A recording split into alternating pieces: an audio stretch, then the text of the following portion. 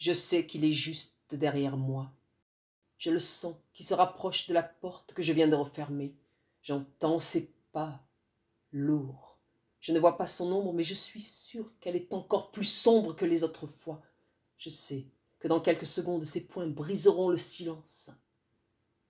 Je regarde mes mains un instant, je les vois blanches, presque transparentes.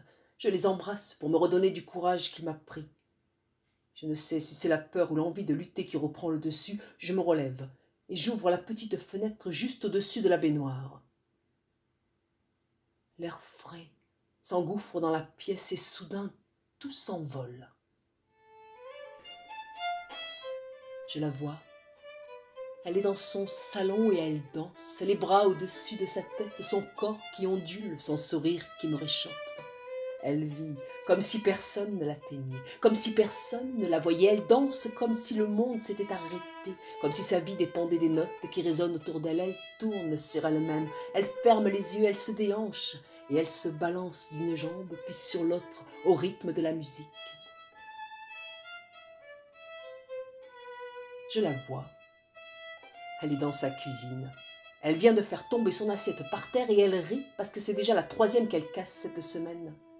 Elle regarde tous les débris par terre. Elle souffle en allant chercher l'aspirateur derrière la porte. C'était un plat de lasagne et elle adore les lasagnes et elle regrette déjà de ne pas avoir fait plus attention. Elle ferme les yeux, elle rit et elle passe une jambe puis l'autre dessus de l'assiette étalée sur le sol. Je la vois. Elle est dans sa chambre. Elle remonte sa couverture jusqu'au menton. Elle entend la porte qui s'ouvre, un « À ce soir, mon ange !» puis la porte qui se referme.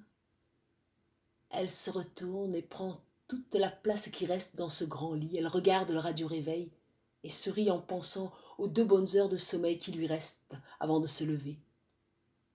Elle replace son oreiller pour se rendormir.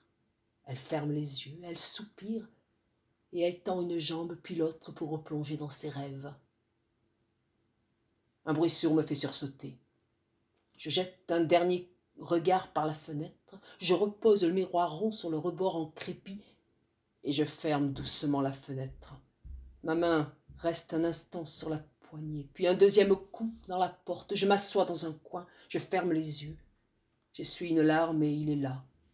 Une main, puis l'autre. Je sens chacun de ces coups qui effacent peu à peu mon souvenir.